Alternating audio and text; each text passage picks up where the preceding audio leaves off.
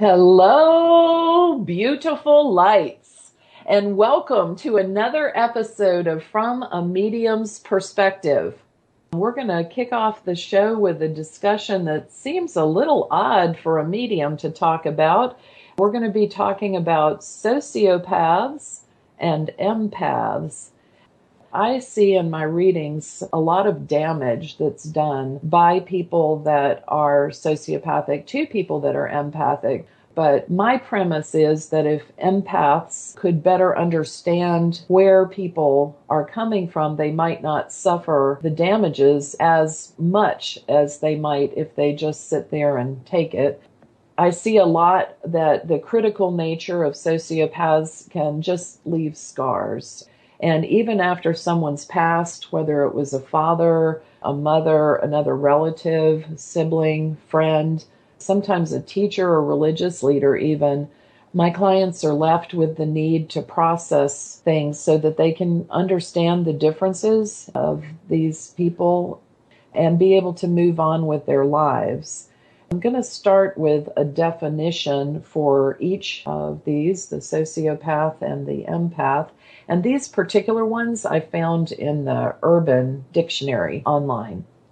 Paul Simon says, a sociopath is a person with an antisocial personality disorder, and probably one of the most widely recognized personality disorders. A sociopath is often well-liked because of their charm and high charisma, but they don't usually care about other people and think mainly of themselves, often blaming others for the things that they do. They have a complete disregard for the rules of life and society, and they lie constantly. They seldom feel guilt, and they rarely learn from punishment. Although some sociopaths have become murderers, most of them are just regular, everyday folk, perhaps the guy next door or the lady down the street. They reveal their sociopathy through less deadly or sensational means. Examples that people would probably recognize of notorious sociopaths would be Charles Manson and Ted Bundy. But according to recent statistics, 1 in 25 people born have this disorder. So obviously not all of them are serial killers, or there wouldn't be any of us left. In an energetic sense, they are energy killers because they're killers of joy, self-expression, enthusiasm, and passion. And Catalyst 1122 in the Urban Dictionary defines an empath as being able to feel what another person is feeling, either emotionally, physically, or both, receiving emotional or sensory information through non-physical or extrasensory means. A true empath can sense or experience the emotions and or physical sensations of others, both whether they're in close proximity or at a distance. Advanced empaths can also have the ability to draw out the physical or emotional pain from another person and take it into their own body with the intention of then releasing and expelling that pain and providing temporary or permanent relief for the subject. An empath is often highly aware of the health and state of mind of their loved ones, and no matter how physically near or far away the individual may be, it's not uncommon for an empath to freak out for no reason, just to discover later that a family or friend has gone through some type of trauma at that exact moment. Similarly, many empaths experience a constant barrage of unexplained aches, pains, and mood swings, and they don't realize that they're experiencing the physical and emotional states of their friends and loved ones. Sadly, many are misdiagnosed or suffer from chronic fatigue syndrome, fibromyalgia, bipolar, and other mood personality disorders, schizophrenia, or even hypochondria. And I was trying to think of an example of an empath that was legendary, and I thought about Counselor Diana Troy in Star Trek: The Next Generation. Her talents were really valuable in terms of determining the intent and true emotion of extraterrestrial species, and being able to interpret them and communicate them to Starship Command during negotiations. Being an empath may seem like a burden to those that have it, but it's actually a tremendous spiritual gift and ability to have that type of sensitivity, and it's quite useful if you're a medium. But life is full of dualities. One thing that I found kind of interesting is that empathy and sociopathy, empaths and sociopaths, are kind of like the opposite ends of a sliding scale.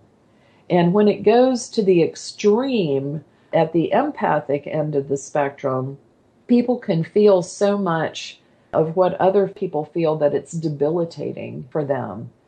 And at the other end, an extreme example of a sociopath would be to feel so little of what other people feel that they would be able to engage in acts of cruelty and absolutely zero compassion for the person that they are creating the suffering for.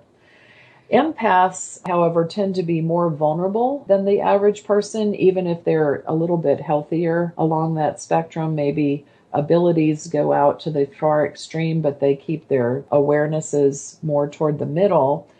But if they are at that extreme, their vulnerability is caused because they are unconsciously sensing the emotions, wants, and needs of other people. Codependency is a common trait for empaths that they share, which is sensing the need of another person and meeting it, sometimes before that person themselves is even aware of what it is that they want or need. An empath's drive, their motivation in relationships, is to connect, to create a sense of connection, a wordless understanding of each other. Most of us think and assume that other people think and act like we do, and that's how come we're able to relate to other people.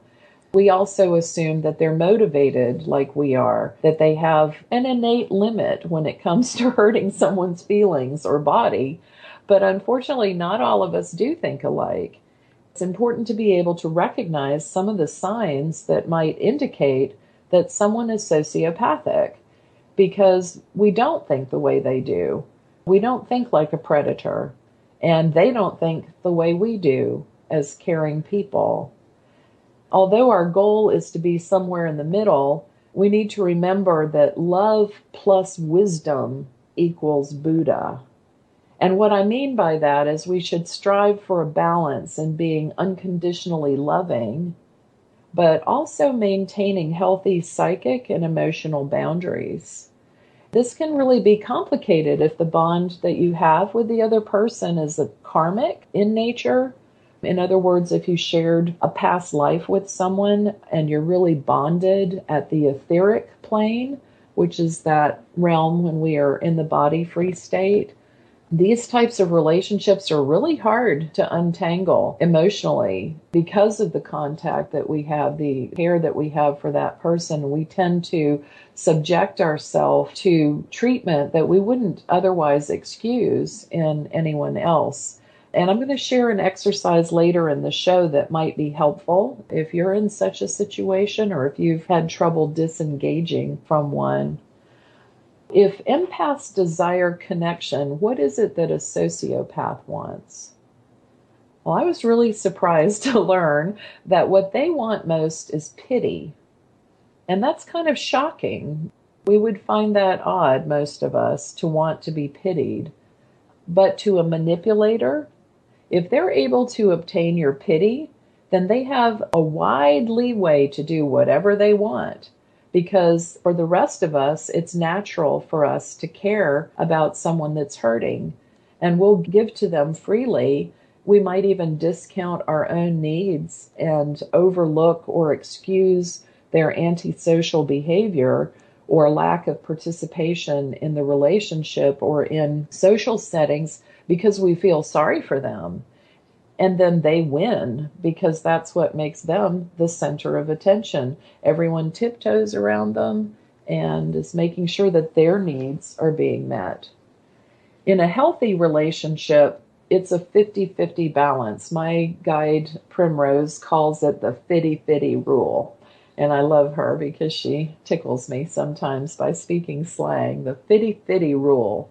And the fitty-fitty rule, or the 50-50 balance, is an equal balance of contributions on both parties' part. We're often taught, like, give it 100%.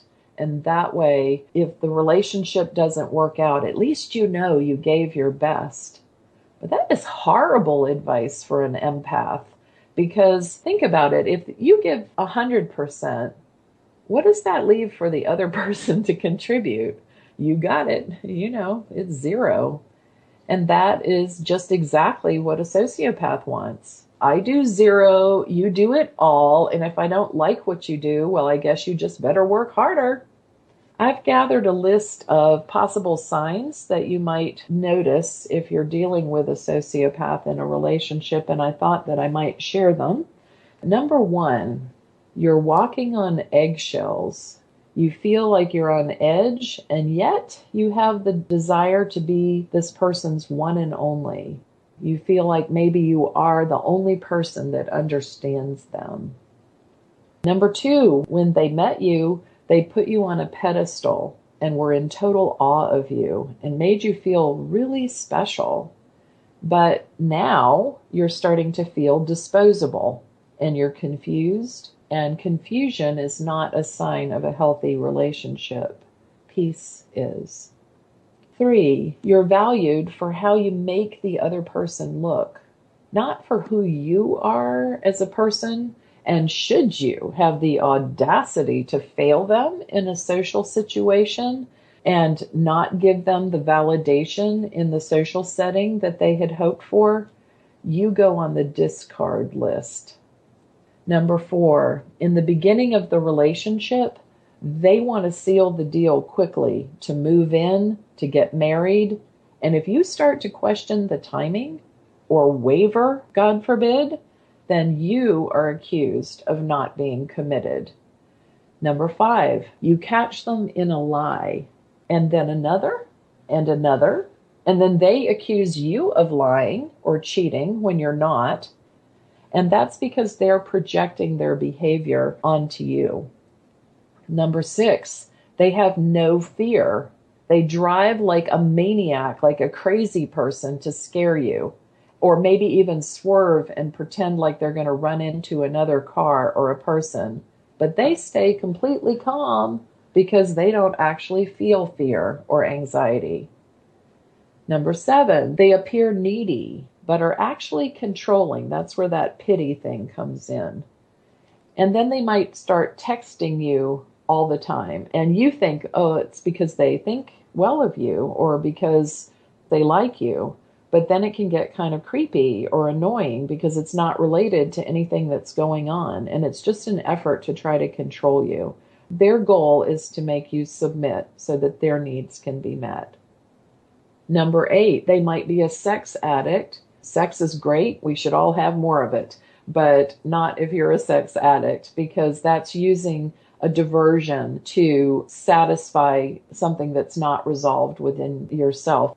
And just like any other addiction, too much is not good for you. They also might enjoy taking high risks. So if you're in a relationship with someone that this is starting to feel like, better watch out for STDs, because remember, they are a liar. Number 9, they might view you and others as inferior. They might have a hatred of men or a hatred of women or a hatred of a race, just basically a general hatred of people. And they're very narcissistic, very focused on what it is they need and turning the conversation back to how that could be improved. They may be very critical and think that if you don't share their opinion, that there must be something wrong with you.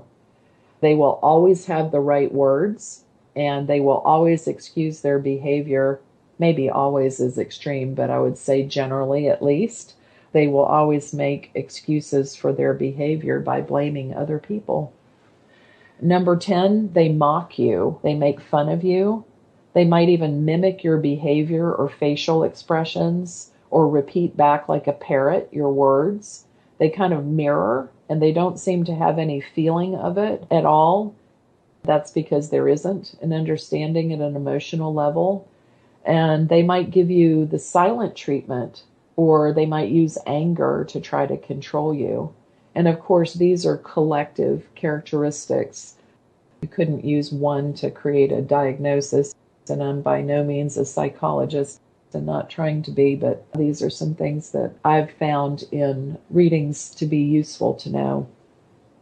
Number 11, they might be really loved, respected, and admired by the people that they work with or that don't know them very well, because they actually can have a tremendous amount of charisma and they have a different face for their public and private worlds. Number 12, they might ignore you. And if you ask them, why aren't you talking to me? They might just walk away with a blank stare because your feelings are actually chronically unimportant to them. Number 13, you don't feel secure in the relationship. In a normal, loving relationship, they don't leave you worried that one altercation or one misstep or one AKA mistake is going to destroy everything. And in a healthy relationship, your opinion is valuable and your well-being is of importance equally to them. Number 14, they may move things or take things, steal things. And when you ask, where's such and such, they might act like your memory is a problem or just give you a blank stare like I have no idea what you're talking about. Number 15, the number one sign is that you can't recognize them as the same person that you met, because they aren't. They never were that person. It was just a trick that they used to access your resources. And they're merciless about it. They might play music for you or write poetry or whatever it is that makes you feel special. And then boom, it's just not the same. And you're like, where's the person I met? Because none of us are idiots. We would all, of course, not bond with someone who treated us poorly from the beginning, but being enticed into it makes it more difficult. Remember to seek balance in everything that you do, and don't assume that everyone is going to feel the same as you do. Be sure you feel your truth and that you stick by it. Stick by your gut. Stick by your intuition. It's there for your survival. And if it feels wrong, or if the things that I shared with you today describe how you feel in a relationship, then get out, get away, do something. We have a lot more control over our lives than we imagine. Just use your gifts, use your gut, and stop making excuses for them or for the reasons that you stay in an unhappy relationship. A sociopath tends to be not as socially adept as a psychopath. The psychopath is maybe known for being charming, but a sociopath registers to other people as being just a bit odd. The types of crimes that would be committed by a sociopath would be disorganized and kind of spontaneous, whereas a psychopath would be planning out like every detail in advance and maybe have a contingency plan. I guess psychopaths would be better at manipulation and mimicry, even to the point where their families and best friends might not even realize that they are just acting, that that's not really who they think it is. A sociopath might have actually a difficulty forming an attachment to anybody, any particular group or individual. They think that psychopathy is the result of nature and sociopathy is the result of the environment that people grew up in. So sociopathy can be created from a difficult childhood. And they may be able to actually bond with one person or another, but psychopaths really have no connection to anyone other than their own gratification in themselves. And that's from a medium's perspective. Personally, this is, of course, outside of readings, because in readings, words are the language of the physical plane, emotions are the language of the etheric plane or the language of the soul. So in giving readings, I'm always interpreting the emotions of the people that have passed or people that are living, actually. But a personal example would be that my daughter, Kelly, was in another state when she was younger, and she had a severe blood sugar reaction that put her in a hospital. But I didn't have contact with her during that time, and I was driving in the car with my husband at the time.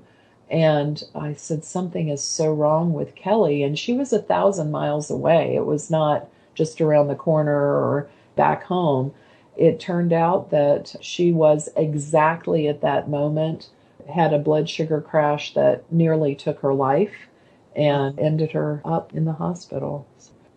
A psychic is someone who has a gift of wisdom. That's the biblical term for it, a word of wisdom. And it's someone who often uses tools to help switch their brain from left to right so that they can receive information subconsciously from the other side. There's kind of a continuum that goes between intuition, which we all know we have, goes into psychic ability, and that happens at the point that we ask ourselves, how did I know that? And that's when it becomes psychic. How did I know that was so-and-so on the phone? How did I know so-and-so passed? How did I know to slow down? So it's a sensing, a clairsentience about the world. But mediumship involves clairvoyance and clairaudience. The biblical equivalent would be the discerning of spirits, the spiritual gift called the discernment of spirits. And that would be identifying and classifying, describing, and bringing through messages from those people in a way that's evidentiary, that proves that you're speaking to that person. It isn't just some kind of fuzzy little statement like, yeah, your grandma's here, she's bringing you flowers, because maybe that wasn't the type of relationship that you had with your grandmother. So people's personalities, their characteristics and mannerisms, the way that they spoke, things that you exchanged with them personally, memories, code words, that kind of thing. It all is part of the evidence that's given in when somebody comes through. So psychic would be a sense about the client's life, the subject's life, and what's going on there. And mediumship would be crossing into the realm beyond and using the people that are there as helpful assistants to give information about what's going on in a more precise way. Psychic mediumship goes along that full scale. I personally don't use tools in my reading. I used to draw or cast stones when I first got started. And it was just a way for me to pick up that veil between the two worlds and start talking. But now, having worked for a while now, I'm not using those tools anymore unless somebody asks or I want to do it for fun. I think of the contacts that I experience with those who have crossed as a very sacred thing. And that has to do with the depth of emotion that they and my clients feel. The highest honor to be trusted enough to be allowed into this most intimate world of grief. And the grief is actually suffered on both sides of the veil. We don't often think about that, but when a person crosses over and leaves their physical body behind, that departure can evoke very strong emotions for them. They have the same perceptions, they have the same emotion, the same feelings, but they can't do anything about it physically in the world anymore. For every soul, it's different. Each transition experience is highly unique. It's not always that we're greeted by loved ones or maybe have an ascended master or Jesus or an angels or someone meet us. Those loving energies are always there for us, but our experience is specifically tailored to fit our state of mind at the time of our transition. It's done in love. This story is about a beloved student of mine. And for privacy, I'm going to keep her name and age unmentioned. She decided to take her own life. It was a tremendous shock to me, but more so to her family and friends. She left a big gap in the space where her light used to be. I got a call the morning that she was found, and immediately she made herself known to me. As soon as I received the phone call, she was there, because spirits connect mind to mind. So as soon as you think of them, there they are. That's how fast they can travel. Sometimes we wish we could travel that fast when we're away from someone we love. She was a really excellent psychic and a wonderful communicator. Often it's the case that those of us that are most sensitive can become vulnerable to emotions, and that's why we feel them so profoundly. Anyway, the first thing she said to me was somewhat surprising. She held her right hand over her forehead in the shape of an L and said, "Loser, you're there. I'm here. I'm doing it. You're just talking about it." She was in a manic state. She then shared with me an image of the way that she had passed, how the room was configured, the details of her exodus. And she had shot herself, and that was confirmed later. She had prepared for her transition. She left notes and sent emails to notify everybody of her intent, but she made sure that the people didn't receive them until after the fact, not at their computer for a few days. And in spirit, she stayed around me. She traveled to visit other people near her too, her family and other people that were important to her in her life. And for many days, her energy in my home was so kinetic that it was almost like a poltergeisty physical presence.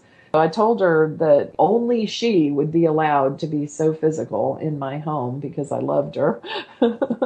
Anyway, her first concern after her funeral, which I was privileged to be able to do, was for me to reach the man that she loved. And she actually woke me up one morning with a command to go and find so-and-so. And I only knew his first name, but I was able, with the help of spirit, to find him. I kind of followed a web of connections and was able to find him. And the reason that she wanted me to find him is that it was really vital to her that he know that she had made it over to the other side and was just fine, and that she still loved him. Over the next few months, her energies started to stabilize. She wasn't as manic anymore. She came to me for a few readings that I was doing for some people that had lost loved ones to suicide. And I'm going to share one of those stories from the Tales from the Other Side in our next episode. But of course, their stories are much different. The loss of her light, affected so many people. And she's been working recently to heal the relationships of those she loved, to bring people together that hadn't spoken in years, to connect people together that would enjoy each other's company, both through mutual loss, but also through serendipity. The question that everybody wanted the answer to regarding her passing was, why now? It wasn't really why, but why now? Because on the outside, her life looked like it had just been coming together. And perhaps that's the why of it all, that the why of it all is easier for us to imagine, maybe to relate her responding to the pressures of life, or, we kind of look more toward the physical events of our own lives. In trying to make sense out of the physical pieces of the puzzle, we kind of begin to understand the human experience of pain and disappointment, depression, heartache, anger, post-traumatic stress. Because we've experienced some of those things ourselves, and we know it not to be easy. So I asked her, and she started to explain, and I think she did that not just for me and my own gratification, but so that I could share a bit of that mystery with you. She talked to me about phobias, how people have phobias, and she used it as an example, like if you were afraid of spiders or heights, if you just allow yourself to be exposed to that phobia, you might be able to conquer your fear by the exposure. And she had been afraid. She was afraid to enter the material dimension, the earth, as a person, not because of the traumas and challenges that the world held, But because she was afraid that if she came in, due to the traumas and challenges, her light would be dimmed and that she wouldn't be able to be loving or express her love after difficulty. So she came in. She was very brave.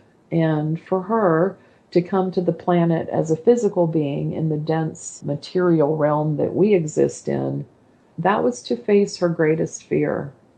And it really does take courage. It takes extreme courage or a deep desire to enter this place. We're all intrepid to be here. But this is the realm of miracles. And this is the only place where thoughts become things. And I mean a physical realm where our thoughts can actually become physical things. Shakespeare said that all the world's a stage and all the players merely actors. So it's the illusion of this life that serves like a backdrop for the journey of our souls. And she explained that sometimes we might read with great enthusiasm the first couple of chapters of a book, and then we might lose interest and leave the rest unread. From her higher self perspective, the challenge is what she sought. That was her life's purpose, the challenge that she faced and what she overcame. She proved to her higher self that she could face adversity, pain, heartbreak, disappointment, and trauma and still be love. She could still shine. She could still heal the energies of those lives that she touched. And I asked her, well, why not finish the rest of the chapters? It was getting so much better in your life. And she said, anyone can do easy. I liked the challenge. And I know that she was fluent in the language of the soul. I know her to be active and really content in her new body-free state. I know that she may come to wish that she'd stuck around for a few more miracles, but it was her choice as far as her life contract was concerned. And she succeeded in meeting her challenge. I'm aware that the physicality of the on-ground reality of her life is very different than the tale of her soul. And it's difficult to comprehend the higher truths that govern our lives. She will be back. She's not going to be in this body, not as we knew her, but the time will come when she decides to return. And when she returns, it will be without fear. Our task is a little bit more difficult. Our lesson is to be one of the hardest to practice, and that's the art of loving and letting go. It is possible, but it does take time. Because we're still here. We're in this dense material dimension where time is linear and where thoughts do become things. But we have to let go of our pain in order to see the miracles. So I hope that the miracles of this beautiful world find their way into your heart. And may you come to the point that you are able to love and let go. And that's our tale from the other side. What I'm going to talk about is the exercise that I promised, which is if you're trying to separate your energies from someone who you're bonded with, that loving and letting go, perhaps because you have a karmic tie with a sociopath and you know it's not good for you, but you have to release that relationship. Or maybe because you're hurting because you've left a relationship behind. And the exercise goes like this. And it's done in a meditative state. So you would get very quiet and you would imagine the person that you need to detach in front of you standing. All relationships form attachments. We have the cord of love, and that cord can never be cut. Love is never destroyed. But we also give to each other in a relationship a golden cord of connection. And so, if you will, in your mind's eye, you can take the part of your cord that you gave to them and reach out and detach it from them and gently, very lovingly, very respectfully wrap it up, roll it back, and bring it back to yourself. After that, you can very gently and carefully and respectfully detach the end of their cord that is attached to you and roll it up and wrap it up and return it respectfully to them. This is something that can be repeated as many times as it takes for you to feel the detachment. I had a very difficult relationship that was karmic recently, and this meditation was extremely helpful in being able to let go, to love and let go, something that is one of our utmost challenges in this life. I have something special that I wanted to share. It's actually a prayer, but it's an unusual one because it comes to us from the Egyptian Book of the Dead. I think it's beautiful, and I wanted to share it with our listeners. Like the sun at the day's end, we pass west through the gap in the mountains. We go quickly or slowly toward the light, the hidden place, the house of transformation. It is the slaughterhouse where matter is sliced from spirit, the place where gods are made, the place of fire, of bones, sinew, blood and meat. It is death, the struggle. It is nothing. It is the darkness that makes a man shine brightest. Do you know magic? Can you utter the name of your soul and bring yourself back to the light? Can you speak your destiny, create life for yourself as Temu created Ra? From the light of your works, do you know who you are? I am Phoenix, a soul sparking, a tongue of fire burning up flesh. I consume myself and rise. I am light of the light, keeper of the book of my becoming. What was, what is, what will be. I am Osiris, a god, and the ashes of man. I am the skin he takes on and sheds. I am the cord that binds him from this world to the next. I am his forms. I am Osiris forever, forever changing, eternal as day, everlasting as night. Can it be said more plainly? Life and death are one. Amen. We have enjoyed the show and hope that you have as well. In the next episode, I'll share another tale from the other side and offer some other interesting things to help build your psychic abilities. Thank you for joining us. If you would have an interest in contacting me, my website is mediumtracylockwood.com, or friend me on Facebook at Psychic Medium Tracey Lockwood. And if you are interested in listening to past episodes of From a Medium's Perspective, please look for them on YouTube, and they're also on my website at mediumtracylockwood.com. We look forward to seeing you next week for a view of life from a medium's perspective.